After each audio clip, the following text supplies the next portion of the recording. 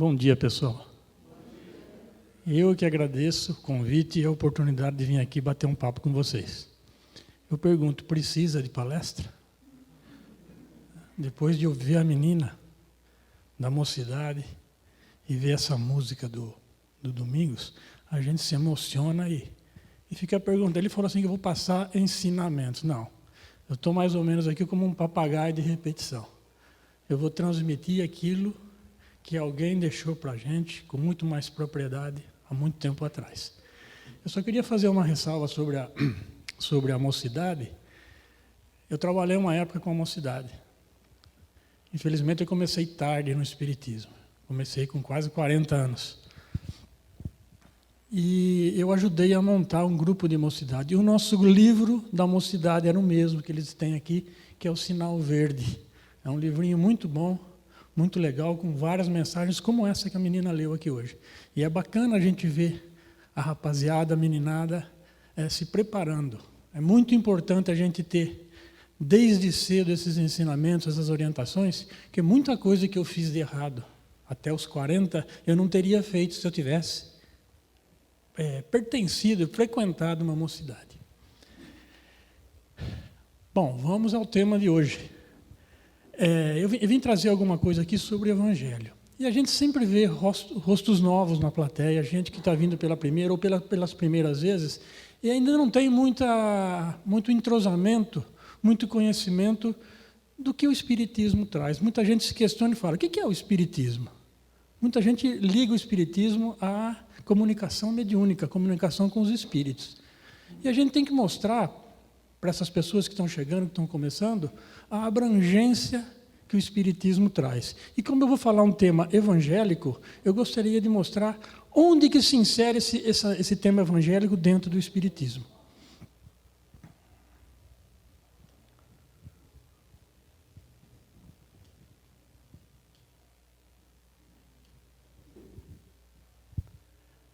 Kardec escreveu o Livro dos Espíritos em 1857.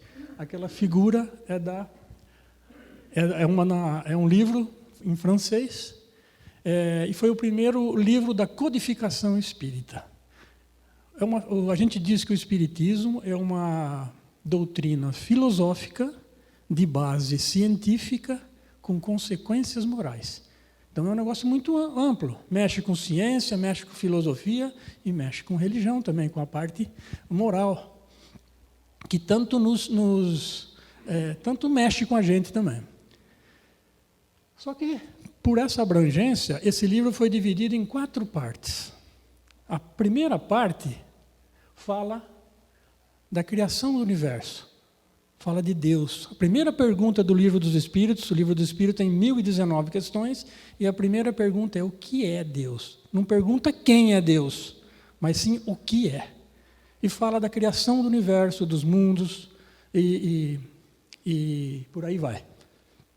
A segunda parte fala do mundo espiritual. Da mesma forma que Deus criou o universo com seus planetas, suas estrelas, criou também a espiritualidade e os espíritos, que são os seres que habitam a humanidade. A terceira parte já entra mais na questão religiosa, na parte moral. São as leis morais. E, por final, a parte de penas e gozos, uma parte mais filosófica.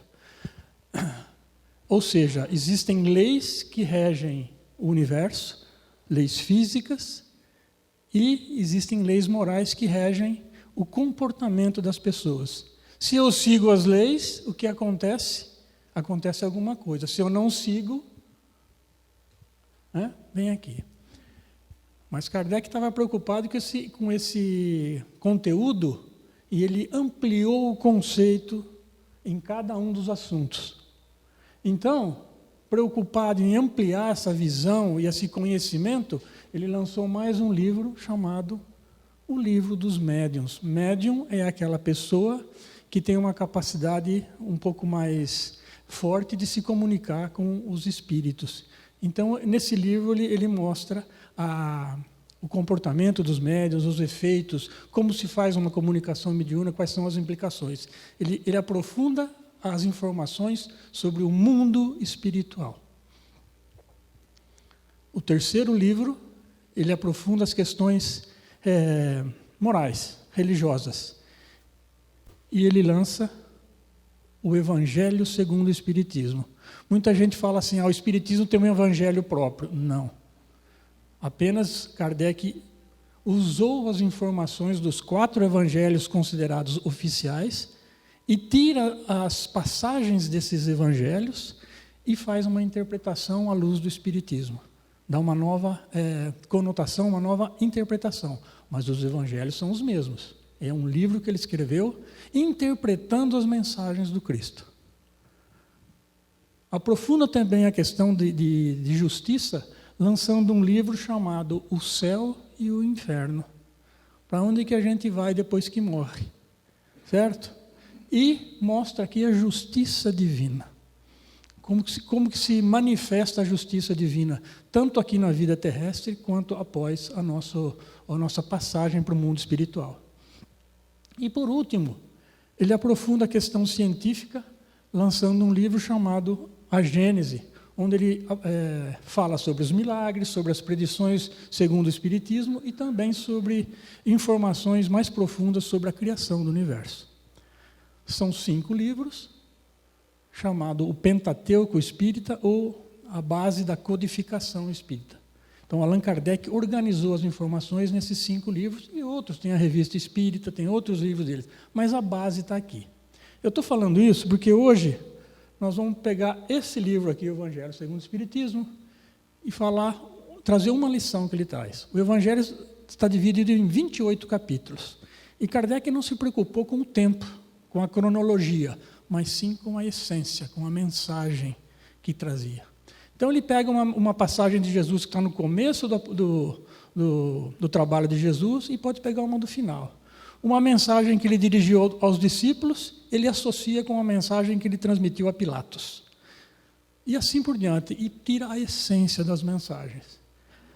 A primeira parte do Evangelho segundo o Espiritismo, ele mostra o objetivo de Jesus, a missão de Jesus. Por que ele veio? Porque muitas vezes a gente vê as pessoas falando de Evangelho, falando de capítulo, versículo, mas fica na letra. E Kardec dá uma aprofundada e fala, o que nós podemos tirar desse livro e trazer para a nossa vida?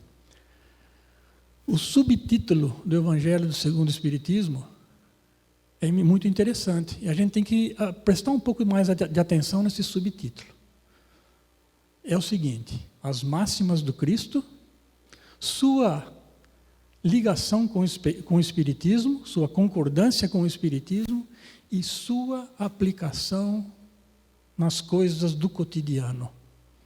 Ou seja, eu vou tirar uma mensagem que está lá, vou ver se concorda com o que nós estamos falando com o Espiritismo e se ela tem alguma importância na minha vida no dia a dia. Se eu vou praticar aquilo que Jesus está falando. Então, é muito importante a gente fazer essa relação. Eu tenho a informação e eu quero saber se eu vou aplicar. Então, nós vamos tirar uma lição do Evangelho para trazer para vocês hoje. E como eu estava dizendo, no início, Kardec falou sobre o objetivo, sobre a missão de Jesus. Então, ele fala assim, eu não vim destruir a lei, meu reino não é desse mundo, há muitas moradas na casa do Pai. Fala sobre as bem-aventuranças, que é o sermão do Cristo no monte, onde ele falou bem-aventurados os aflitos, bem-aventurados os mansos de coração.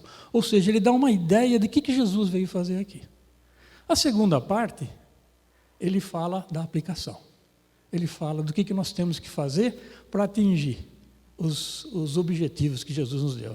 Ele dá dicas do nosso comportamento. Então ele fala, amar ao próximo como a ti mesmo. Honrar pai e mãe. Amar o inimigo. Fazer a caridade. E é daí que nós vamos tirar a lição que nós vamos conversar com vocês hoje.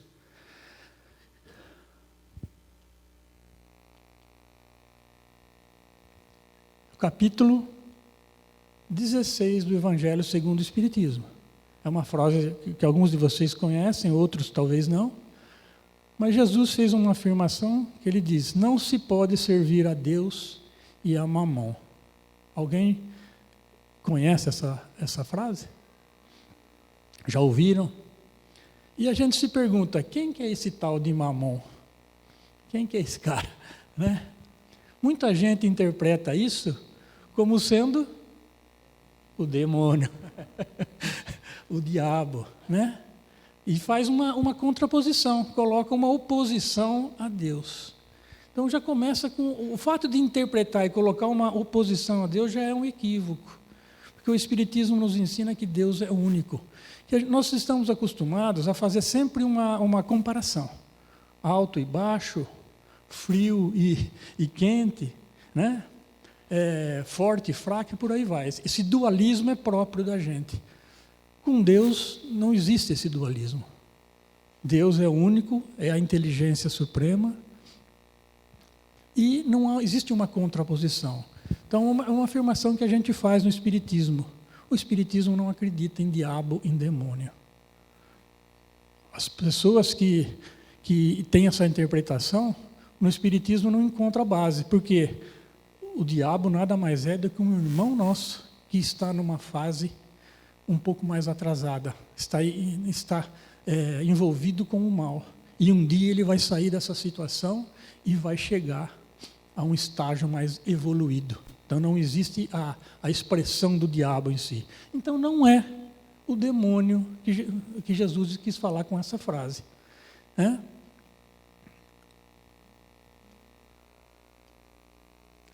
Essa frase está no Evangelho de Lucas, capítulo 16, versículo 13. Por coincidência, o capítulo 16 que eu estou pondo aqui é do Evangelho de Lucas, que, por coincidência, está no capítulo 16 do Evangelho segundo o Espiritismo também. Eu gosto de fazer uma ressalva, eu não fico muito preocupado com isso, tá, pessoal? Acho que a gente não deve se preocupar com a letra. Não importa se está no capítulo 5, 10, 15, 20 e no versículo que está. Eu só pus aqui porque eu tenho a obrigação de trazer a fonte da informação. Porque hoje em dia está muito comum atribuir determinadas informações para outras pessoas. Nós temos que ter muito cuidado com a origem das informações que a gente recebe. Então, aqui eu ponho mais por se alguém quiser consultar, sabe aonde procurar. E Jesus fez essa frase: ninguém pode servir a dois senhores, porque ou odiará a um e amará ao outro, ou se afeiçoará a um e desprezará o outro. Não podeis servir ao mesmo tempo a Deus e a Mamon. Na língua espanhola, Mamon é uma palavra relativamente comum, com vários significados conforme o país. Essa frase dita por Jesus, na época que Jesus veio aqui ao mundo, à Terra, ele veio num povo que era monoteísta. Era judeu, os judeus acreditavam que existia um Deus único. Foi o primeiro povo a fazer essa afirmação. Todos os demais povos, tanto os romanos como os gregos, como os povos do Oriente Médio, eram politeístas. Eles adoravam várias divindades. E Mamon era uma das divindades de um povo próximo. E Mamon era a divindade que esse povo vizinho aos judeus dedicavam à riqueza, à fortuna. Então, Jesus quis dizer que a gente não pode adorar ao mesmo tempo a Deus e a riqueza. E é sobre esse assunto que nós vamos trazer hoje. Quando se fala de riqueza, a gente fala de patrimônio, a gente fala de aquisição de bens, a gente fala de propriedades, e Kardec faz um tratado sobre esse assunto. É quase uma aula de economia. E é muito amplo. Cada capítulo do Evangelho segundo o Espiritismo, como eu disse, Kardec pega uma frase, uma parábola, uma passagem de Jesus, coloca nesse capítulo e discorre sobre ele. Tem capítulos que tem 3 passagens. Esse aqui tem 6. 6 passagens de Jesus. Ainda bem que o Domingos me deu até o meio-dia para falar com vocês, então nós vamos falar até o meio-dia, tá? Brincadeira, pessoal. A gente vai ter que falar apenas de 2 passagens devido ao tempo. Mas a gente vai dar uma abordagem importante sobre a riqueza, sobre o patrimônio, sobre a aquisição de bens e o que a gente faz com isso.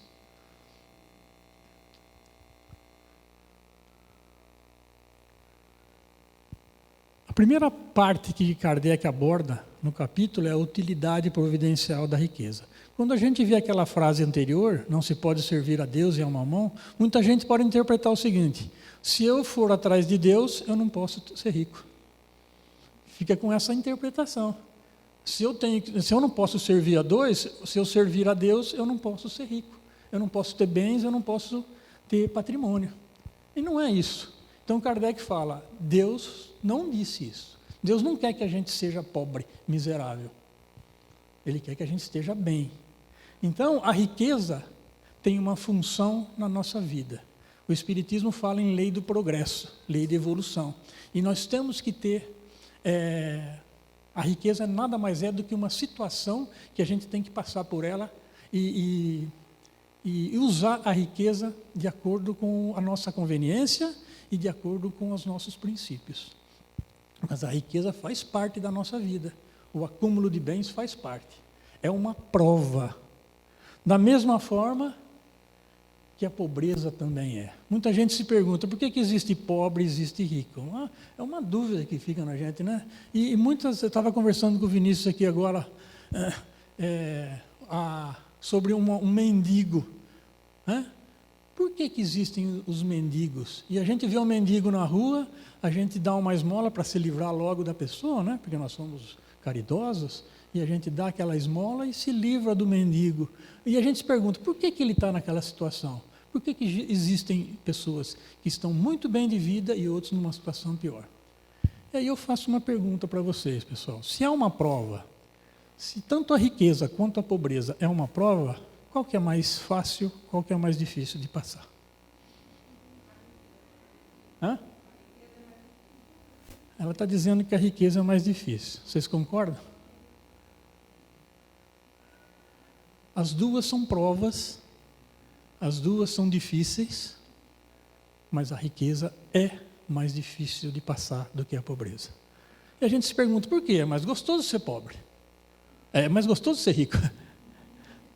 Me faz lembrar aquela frase de para-choque de caminhão, né? Não sei se vocês conhecem. Eu gostaria de ser pobre um dia na vida, porque ser pobre todo dia é muito ruim, né? Então,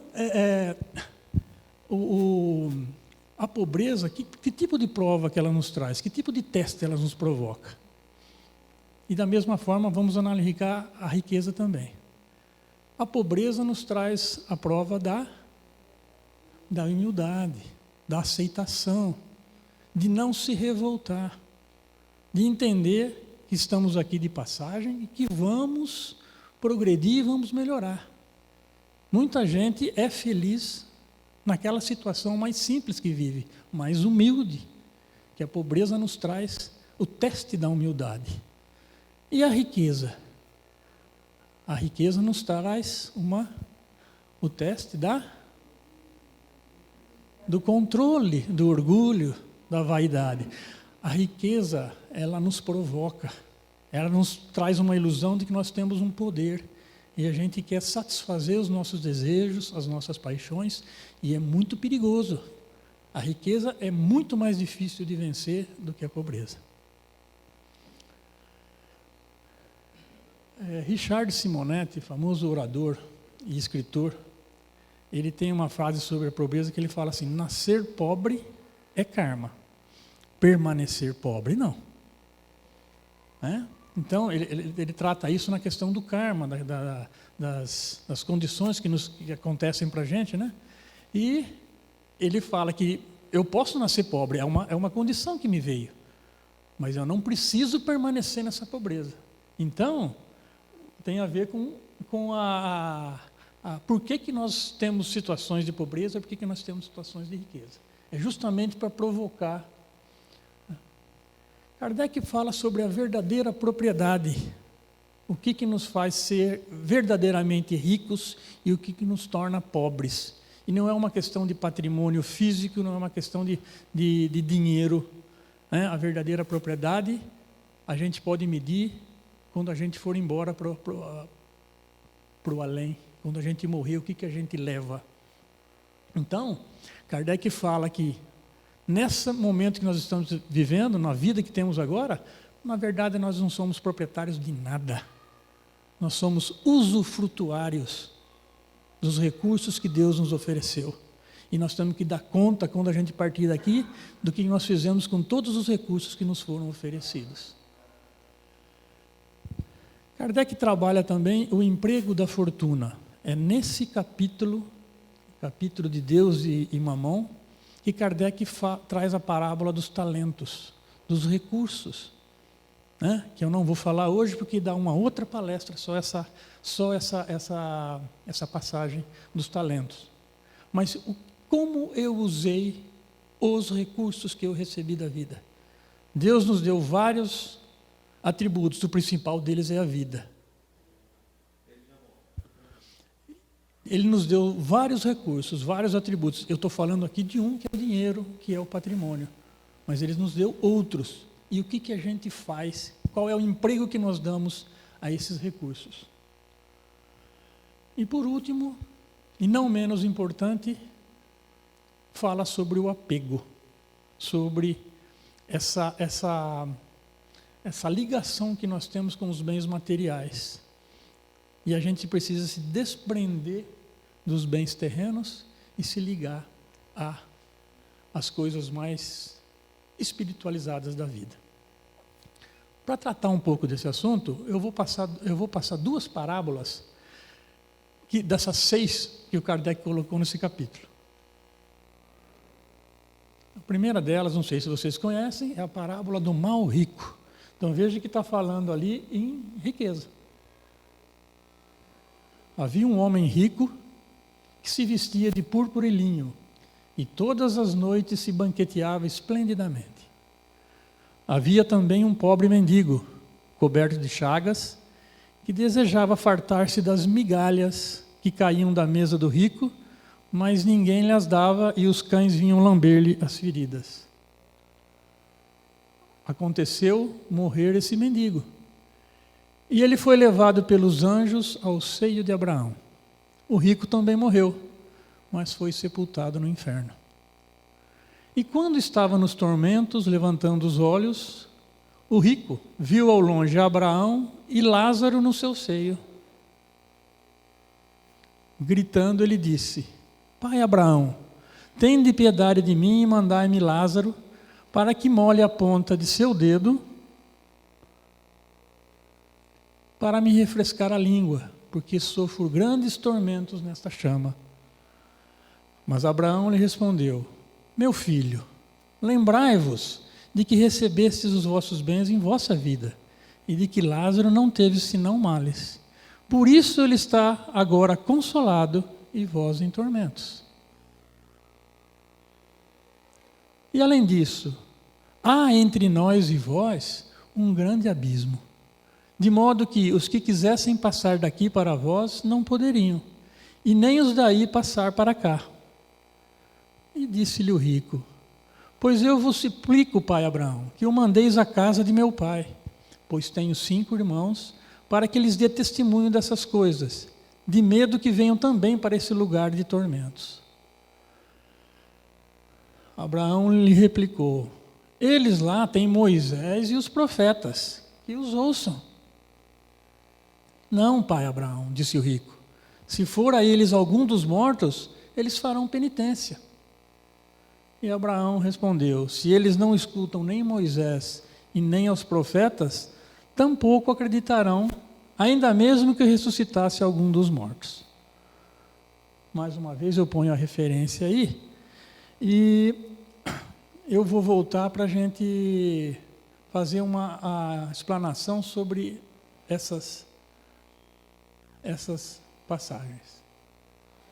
Primeira coisa, ele dá uma explanação da situação.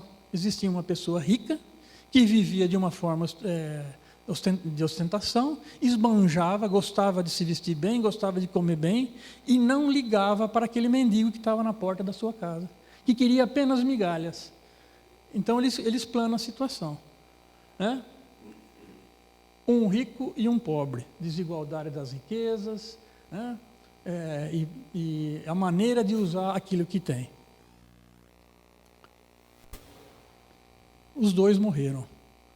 Um foi levado pelos anjos ao seio de Abraão, o outro foi para o inferno.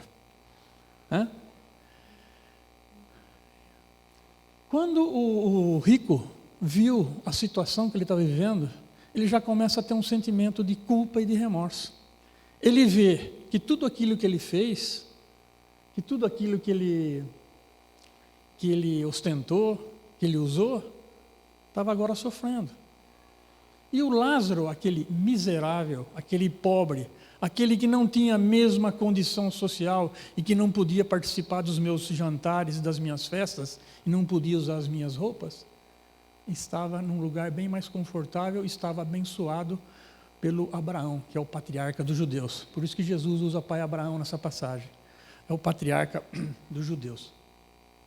E aqui o homem rico já começa a ter um pouco de crise de consciência. Ele já trabalha o remorso, já trabalha a culpa. E ele fala: tem piedade de mim. Pede que Lázaro venha me acalmar, né, a ponta do seu dedo, para me refrescar a língua, porque sofro grandes tormentos nessa chama. Não é uma sede física lá, não tem água, não precisa da água para matar a sede. Era uma sede de misericórdia que o rico estava passando, motivada pelo remorso, motivado pela culpa. E ele fala: venha aplacar o meu sofrimento. E pede que Lázaro, aquele mendigo, aquele miserável, aquele ser inferior, que ele julgava ser antes, venha agora aplacar, amainar o meu sofrimento. Era uma sede de misericórdia, era uma sede de consolo que o rico estava passando. E o Lázaro estava lá no colo do Abraão. E Abraão, o patriarca, que podemos dizer aqui que é a espiritualidade superior, não abandona o rico. Meu filho, chama ele de meu filho. Lembre-se, você recebeu tudo de bom quando você estava vivo. E o que você fez com esse recurso? Lázaro só teve males. Por isso, agora ele está consolado. E você está em tormento. É uma consequência das atitudes que ele teve no passado. E o Espiritismo sempre nos lembra que nós temos que analisar as consequências dos nossos atos. Aí Jesus aproveita e dá outras informações, outras dicas, né? O que o Abraão fala? Há entre nós e vós um grande abismo. Esse abismo não é físico, pessoal. É um abismo de vibrações. É um abismo de sentimentos. Quando a gente vai para o lado espiritual, o que a gente sabe? Onde que nós iremos? De acordo com a nossa sintonia, de acordo com a nossa vibração. E vamos nos encontrar com pessoas, com espíritos na mesma faixa vibratória, com a mesma linha de sentimentos. Então esse abismo é um abismo moral, não é um abismo físico. De modo que os que quisessem passar daqui para vós não poderiam, e nem os daí passar para cá. A gente vê na literatura espírita a dificuldade que os espíritos mais ignorantes, mais envolvidos com as trevas, têm de passar para lugares mais tranquilos e melhores. E a mesma forma, um espírito já iluminado também tem que se preparar para ir trabalhar no umbral. Não é assim, eu vou lá, né? Ele tem que fazer um preparo, porque a vibração é diferente. Então aqui ele está falando nada mais de que existe uma diferença muito grande de sentimentos. E ainda mantendo esse sentimento de culpa e de remorso, e já querendo trabalhar para se melhorar, o rico fala assim: olha, eu estou preocupado com meus irmãos lá. Os meus irmãos usam o dinheiro do mesmo jeito. Estão fazendo a mesma coisa que eu. Por favor, vai lá e manda o Lázaro falar com eles, para que eles não sofram o mesmo tormento que eu estou sofrendo. Então ele tinha uma preocupação com os irmãos, né? E o Abraão, a espiritualidade superior, fala: eles lá, por que eu vou mandar o Lázaro? Eles lá têm Moisés, têm os profetas, isso há 2000 anos atrás, né? Eles que os ouçam, vocês têm a recomendação. Por que vocês não fazem o que Moisés falou com os 10 mandamentos? E ele insiste. Se o Lázaro for... Não, se o Lázaro não, se a eles for algum dos mortos, ou seja, não precisava ser o Lázaro, podia mandar qualquer um dos mortos para informar os irmãos. Aí eles vão fazer penitência. Depois que sofrer, né? Depois que sofrer, aí começa a fazer a penitência. Ele fala, mas se eles não escutam nem Moisés, nem os profetas, eles vão escutar uma informação, vão escutar uma comunicação de um morto? Eles não vão escutar, né?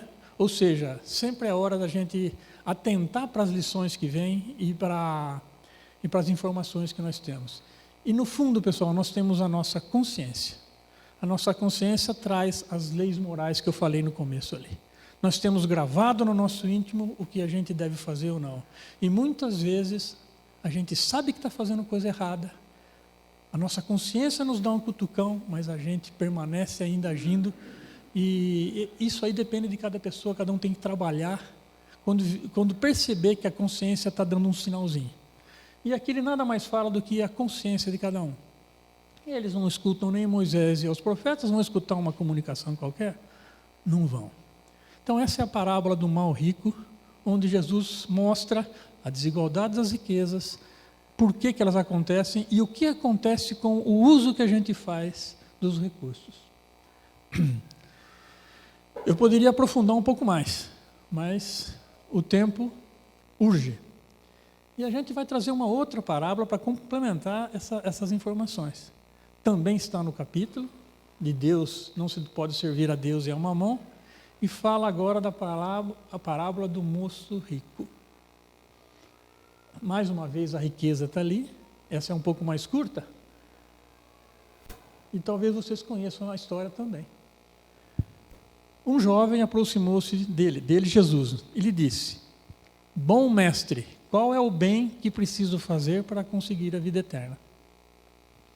Agora eu faço uma parada e pergunto, quem esteve aqui no domingo passado?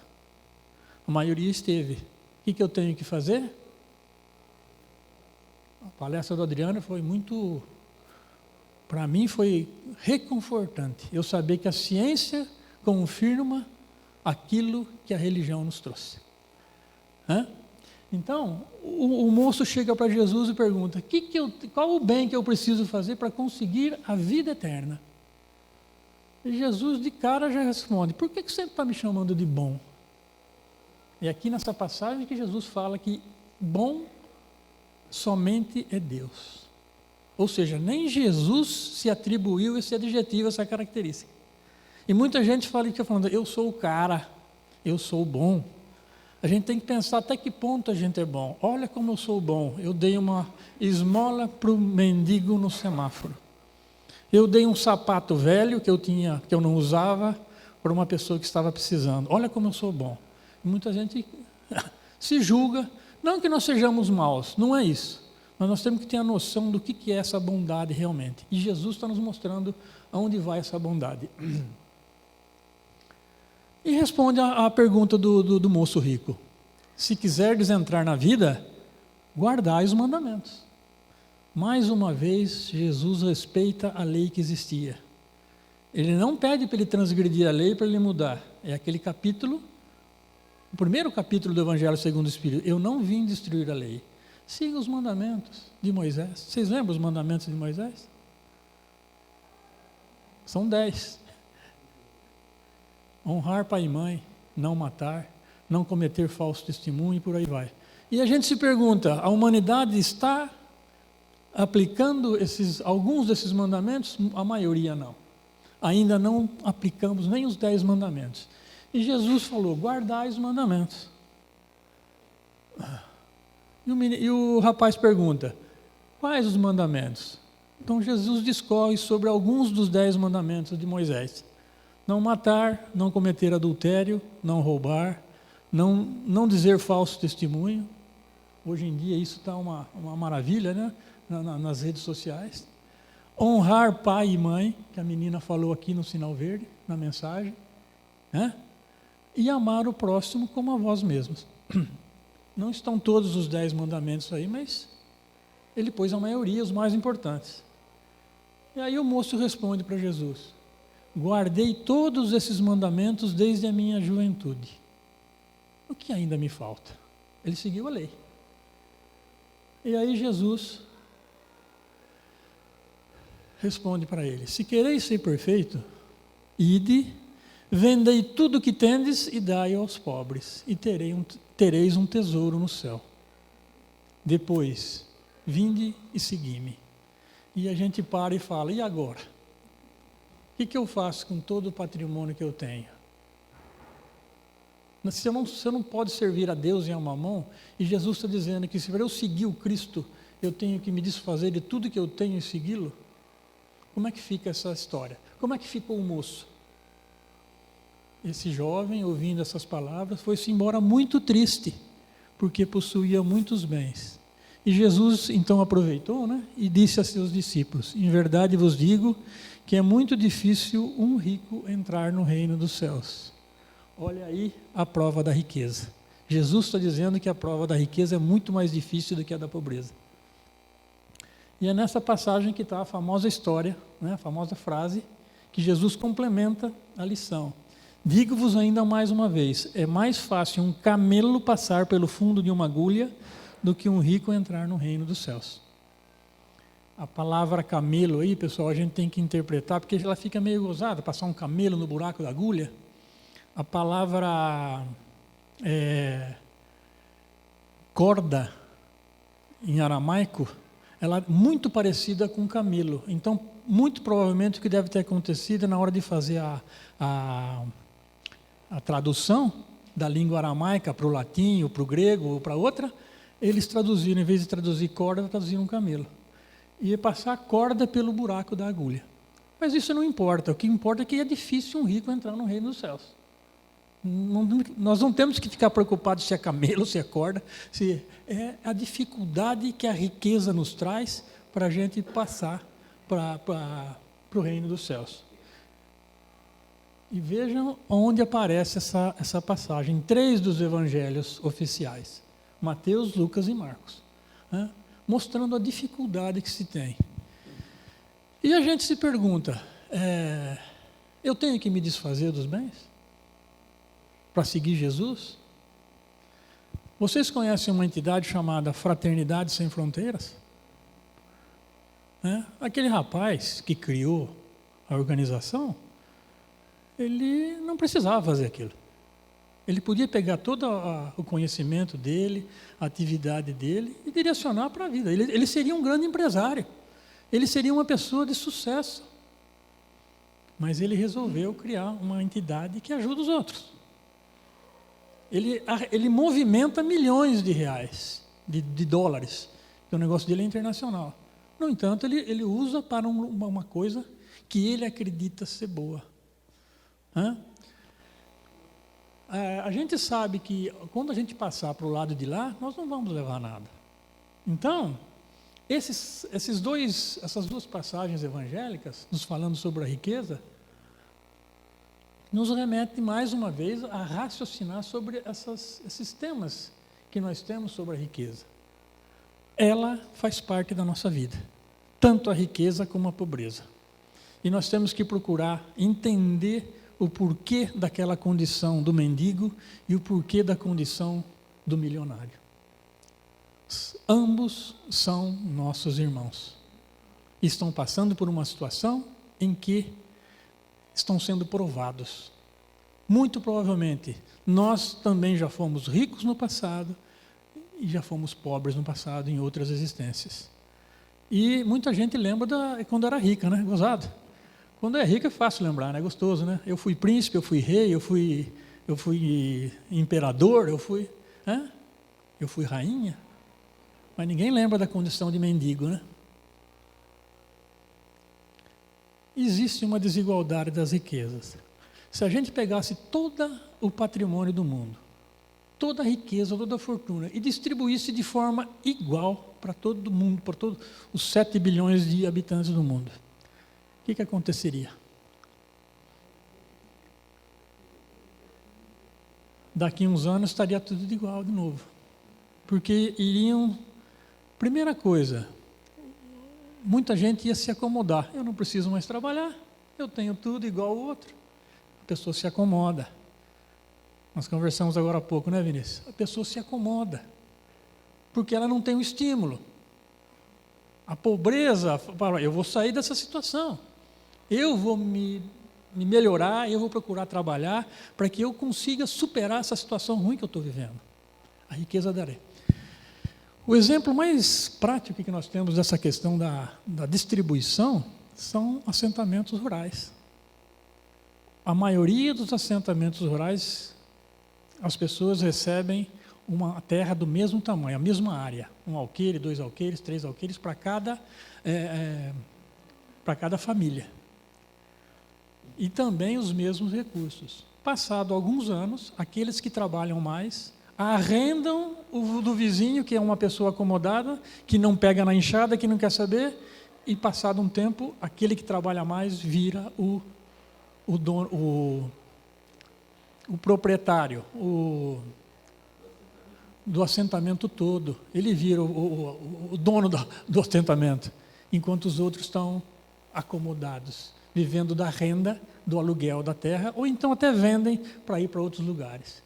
Então, essa desigualdade das riquezas, a gente não tem que ficar muito preocupado com isso. Ela faz parte da nossa vida. E se a pessoa está naquela situação ruim, eu vou falar uma frase um pouco forte, mas ela é verdade. O problema é dela. Ela tem que procurar sair daquela situação. Lógico que nós temos que ajudar, tem situações que nós temos que colaborar e tudo mais. Mas ela também tem que partir dela essa iniciativa de sair daquela situação ruim. Tem que querer. A verdadeira propriedade é aquele. O seu Anésio aqui tem um recurso muito legal que eu considero, que é o abraço. Não cobra nada, não custa nada, mas quanto mais abraço ele dá, mais ele recebe. Então, se a gente for tratar do ponto de vista econômico, é uma aplicação muito boa. Ele está sempre ganhando alguma coisa, mas ele está sempre dando alguma coisa também. Qual que é a propriedade do seu Anésio aí nesse caso? É o carinho, é o afeto, é a consideração que ele tem para com todos nós. Então, qual que é a verdadeira propriedade que o seu Anésio tem? Estou dando um exemplo do seu Anésio que é conhecido para que a gente reflita sobre isso. Quantas vezes a gente transmite um sorriso? Quantas vezes a gente dá um bom dia e aquele bom dia muda o dia das pessoas? Vocês conhecem uma história que está correndo na internet aí, que uma moça entrou numa loja e ela era um pouco fora dos padrões de beleza normal, ela era gordinha. Ela entra na loja e ela começa a procurar as roupas e não tem nada. E a vendedora começa a ficar preocupada, fala, essa moça veio aqui, ela não vai encontrar uma roupa do tamanho dela. E aí uma olha para a outra olha para uma, e ela começa a procurar e ela fala, eu acho que eu não vou encontrar nada aqui. A vendedora vira para ela e fala, não, toma o meu abraço. Ou seja, ela não encontrou roupa nenhuma, ela não encontrou recurso que ela veio buscar. Mas, na verdade, ela encontrou muito mais do que ela procurava. Ela encontrou uma afeição, ela encontrou uma atenção daquela vendedora. Então, a verdadeira propriedade não está nos bens, não está no patrimônio que nós temos, e sim no relacionamento que nós temos. Mais uma vez, eu volto à palestra do Adriano na semana passada. O que nos faz felizes? Ajudar o nosso irmão. Fazer o bem a quem precisa. Então, essa é a verdadeira propriedade. Essa é a riqueza que nós temos que buscar. Todos os recursos que nós temos que pensar qual é a aplicação desse recurso. O que nós estamos fazendo com o dinheiro que nós temos? Só o dinheiro? Não. Com a casa, com o tempo. O que nós estamos fazendo com o trabalho que nós temos? O trabalho é um recurso.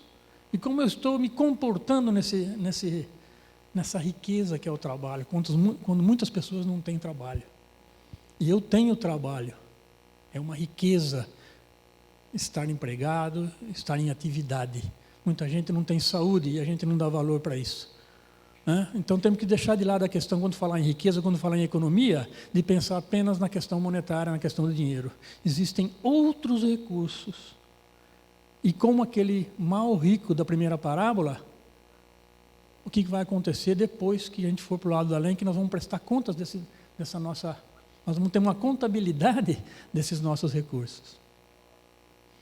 E aí, para finalizar, pessoal, vem a expressão do início, o título do capítulo 16 do Evangelho segundo o Espiritismo. Não se pode servir a Deus e a Mamon. Na verdade, quando Jesus disse aquilo, ele está dizendo para a gente não se preocupar com os bens terrenos.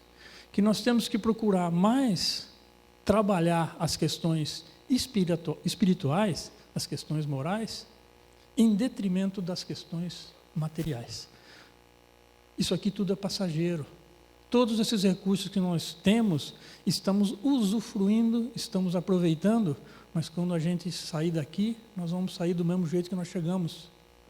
Sem uma peça de roupa,